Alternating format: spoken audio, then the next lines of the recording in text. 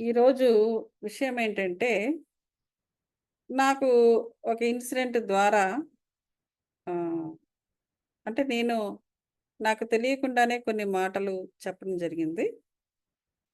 So, నా నోట్లోంచి వచ్చే మాటల ద్వారే నాకు జ్ఞానోదయం కలిగిందనమాట. సో, బేసికల్‌గా ఏంటంటే, మనము స్పిరిచ్యువల్‌గా ఎదగడానికి ముఖ్యంగా మనకు కావాల్సిందేమిటి అన్నది ఇవాళ ఎన్‌లైటన్‌మెంట్ జరిగిందనమాట. అంటే అదేంటంటే, ఉన్న స్థితి నుండి మనం ఉన్నత స్థితికి ఎదగాలి. అది ఎప్పుడు జరుగుతుంది అంటే, ఉన్న స్థితిని మనం అంగీకరించినప్పుడే జరుగుతుంది. ఉన్న స్థితిని మనం అంగీకరించాలి. అంగీకరించినప్పుడే మనకు ఆటోమేటిక్‌గా మార్గం అనేది ఏర్పడుతుంది. ఇప్పుడు చాలామంది చెప్తూ ఉంటారు. తనికెళ్ళ భరణి కూడా ఆయన చెప్తూ ఉంటారు స్పీచెస్‌లో. తను ఏ విధంగా కష్టపడి పైకి రావడము, పేదరికం గురించి కూడా మాట్లాడుతూ ఉంటారు. బ్రహ్మానందం మాట్లాడుతూ ఉంటారు. అవి ఏంటంటే వాళ్ళకు వాళ్ళది యాక్సెప్ట్ చేశారు వాళ్ళు. వాళ్ళ స్థితిని వాళ్ళు యాక్సెప్ట్ చెయ్యడం వల్ల, ఆ స్థితే, ఆ యాక్సెప్టెన్స్ అనేదే వాళ్ళకు మార్గం వేసింది ఎదగడానికి. బాగా గమనించండి. కష్టపడి పైకొచ్చారు చాలామంది యాక్టర్స్. సో, వారి జీవితాల నుంచి మనం తెలుసుకోవాల్సిందదే ఎప్పుడు గూడా. అది ప్రాపంచికంగమైన ఎదుగుదల కావచ్చు. అందులో కూడా స్పిరిచ్యువల్ అంటే ఏంటంటే, ఇది అది సెపరేట్ అని చెప్పడానికి లేదు. ఎందుకంటే, మన స్థితి ఎప్పుడు కూడా లోపల నుంచి బయటకుంటుంది. దీన్ని క్లోజ్ చేసేసి దాంట్లోనే ఎదుగుదామనో, లేతే దాన్ని క్లోజ్ చేసి దీంట్లోనే ఎదుగుదామంటే కుదరదక్కడ.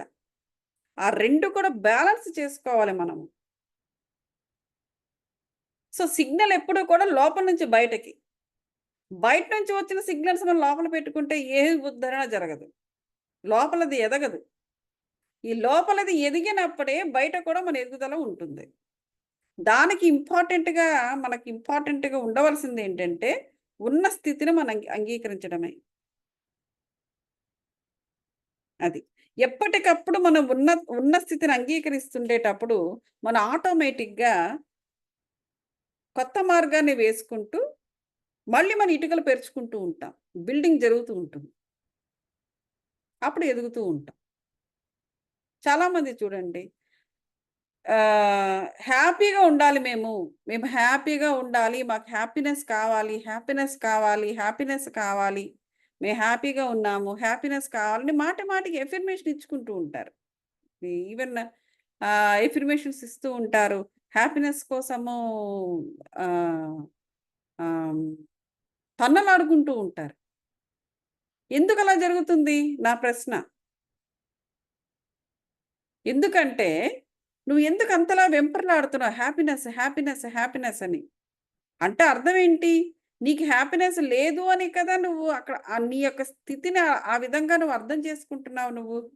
లేదు అని లేదు అనే భావన నీలో ఎక్కువగా ఉండడం వల్లనే కదా నువ్వు మాటి మాటికి హ్యాపీనెస్‌ని కోరుకుంటున్నావు. అంటే ఏంటి? నువ్వు ఉన్న స్థితిని నువ్వు అంగీకరించట్లేదు. అటువంటప్పుడు నీకది ఎలా మార్గం వేస్తుంది ఎదగడానికి? బై హుక్ ఆర్ క్రూక్ నాకు హ్యాపీనెస్ కావాలి.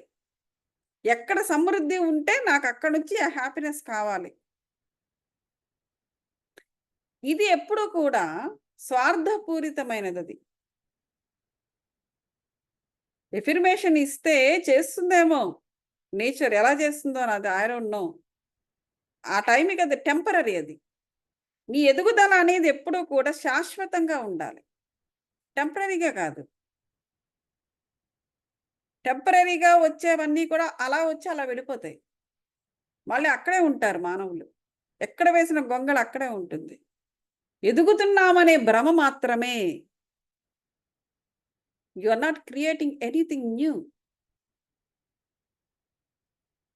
ఇక్కడ మానవ శక్తులు ఏమున్నాయంటే, మనం ఆల్రెడీ చెప్పుకుంటున్నాం. క్రియేటివిటీ, ఇమాజినేషన్ అండ్ ఇచ్ఛాశక్తి. నీకు ఇచ్చ ఓకే. హ్యాపీనెస్ కావాలి. నువ్వు అక్కడ ఉన్న స్థితిని అంగీకరించినా అంగీకరించకపోయినా యూ వాంటెడ్ దట్. కానీ ఎలా? How do you get it? నువ్వు మార్గం వేయటం లేదే, కేవలం నువ్వు ఎఫర్మేషన్ ఇస్తున్నావు. That doesn't work like that.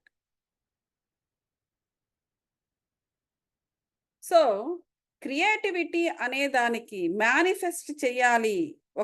ఒక దానిని, ఒక అద్భుతాన్ని మనం మేనిఫెస్ట్ చేయాలంటే ముందుగా మనం క్రియేట్ చేయాలి. క్రియేట్ చెయ్యాలి అంటే మనకు కావాల్సింది ఏంటంటే ఉన్న స్థితిని మనం అంగీకరించాలి ప్రస్తుతము. అప్పుడు మనము ఎదగడం మొదలు పెడతాం. మార్గం పడుతుంది. అప్పుడు మార్గం పడి క్రియేటివిటీ స్టార్ట్ అవుతుంది. అప్పుడు ఎదగడం మొదలు పెడతాం. అది క్రియేషన్. అంతే తప్ప నాకు అది కావాలి, ఇది కావాలి, అది కావాలి అని చెప్పేసి ఎక్కడ ఏది ఉంటే దాన్ని స్ప్లిట్ చేసి తీసుకోవడం అనేది అది క్రియేషన్ కాదు. అది is just simply splitting. You are splitting, that's it. నువ్వు ఉన్న స్థితిని అంగీకరించటం లేదు, బట్ నీ ఇచ్ఛాశక్తిని వాడుతున్నావు. కానీ మిగతా విషయాలు ఏమిటి?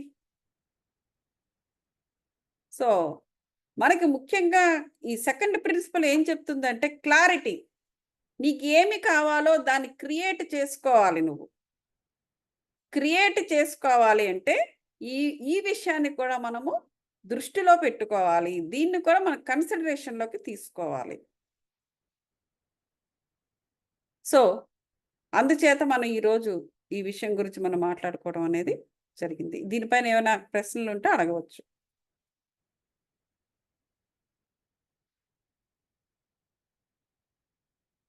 ఈ ప్రశ్నలు లేవా?